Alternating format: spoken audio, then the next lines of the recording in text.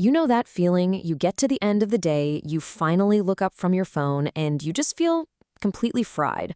Not just tired, but kind of irritable, your thoughts are all over the place, and your brain just feels like it's running on empty. You've spent hours being connected, but somehow you feel more disconnected than ever. Well, if that sounds even a little bit familiar, you're going to want to see this. So does this hit home for you? That feeling where you just can't focus on one thing. You snap at people you care about for no good reason, and you keep forgetting why you even walked into a room in the first place?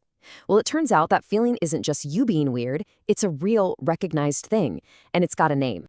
It's called directed attention fatigue, DAF for short. And here's the most important thing to get right away. This is not a personal failing. It's not a character flaw, it's a temporary state of mental exhaustion. It's what happens when we push the part of our brain that's in charge of focus and tuning out distractions way, way too hard. So what is actually going on inside our heads when we're glued to our screens all day? Let's pop the hood and take a look at the real cognitive price we're paying for being constantly connected. Okay, here is the absolute best way to think about this. Your ability to pay attention, your focus, it's like a muscle. Seriously. So every time your phone buzzes and you force yourself not to look, that's like one rep at the gym. Every time you resist that urge to just quickly check that new email, that's another rep. And just like any muscle, if you do way too many reps without any rest, what happens? It gets exhausted. That right there is directed attention fatigue. And the symptoms? Well, they go way beyond just feeling distracted. We get more impatient, more irritable, we get forgetful, we feel kind of confused, and our judgment can actually be impaired. You might even find yourself missing subtle social cues in a conversation or just acting in ways that feel completely out of character for you. But here's where it gets really interesting. It turns out it's not just about how much time we're spending on our phones. Nope, the real hidden cost comes from how we're spending that time. You see, researchers make this really key distinction between passive use and active use. Now, active use, that's when you're directly messaging a friend, creating a post, organizing an event, things that can actually build your social connections. But passive use, that's the danger zone. That's the mindless, endless scrolling, just lurking and consuming stuff without ever interacting. And that's the behavior that's most strongly linked to social comparison, loneliness, and that totally drained feeling. And the scale of this problem is, well, it's staggering. Research shows American teenagers are now spending over 7.5 hours per day on their phones. And get this, that's outside of any schoolwork. That is a massive chunk of their waking life, and a lot of it is spent in that cognitively draining passive mode.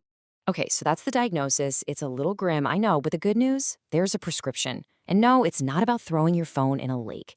It's a really practical, science-backed toolkit that's designed to help you get back in control.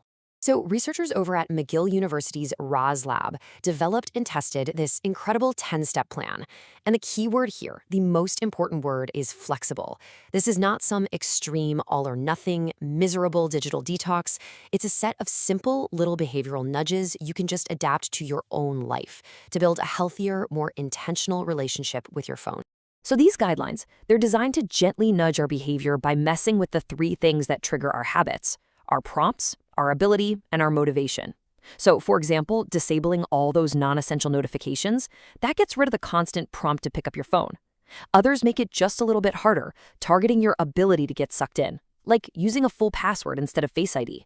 That just adds a tiny bit of friction, making you ask, do I really need to check this right now? And my personal favorite targets motivation, turning your screen to grayscale. I mean, suddenly that shiny, colorful, endless scroll just looks boring. And that's the point. Each little change puts you back in the driver's seat. And here's what makes this so powerful and so achievable. Participants in this study didn't have to follow all 10 rules perfectly. Not at all. They just picked the ones that worked for them. On average, people chose to follow about 7 or 8 of the guidelines.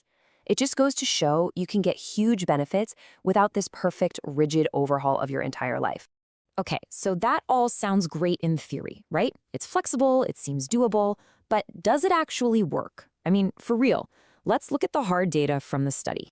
First step, daily screen time. The study had the group that followed these little interventions, and they compared them with the control group who just, monitored their phone usage. And the difference in the results, well, it was immediate and pretty dramatic. How dramatic? The intervention group cut their daily screen time by an average of 1 hour per day. Just think about that for a second. That's 7 extra hours a week you get back just by making a few simple changes. Next, the researchers looked at something they call problematic smartphone use. It's basically a score for how much your phone is messing with your life. For the group that followed the plan, their scores dropped from a level that's considered high risk all the way back down to normal. The control group, barely any change. And this might be the biggest one of all. The intervention group saw a clinically significant improvement in their sleep quality, and that improvement lasted for weeks. And the control group, absolutely no change.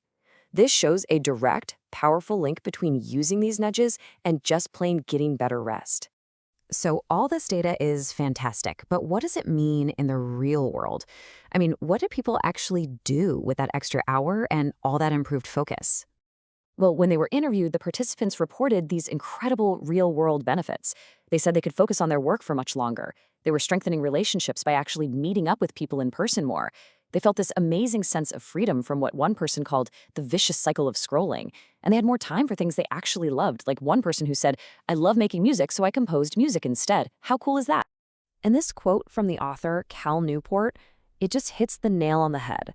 These 10 steps are a fantastic starting point, for sure. But the ultimate goal is bigger. It's about developing your own personal philosophy for how these powerful tools should serve you, not the other way around. So, I'll just leave you with this one question to think about. If you could get back 1 hour from your phone every single day, what would you do with it? What hobby would you finally start? What relationship would you invest in? What part of your well-being would you focus on? The science shows it's totally possible. The choice, well, that's up to you.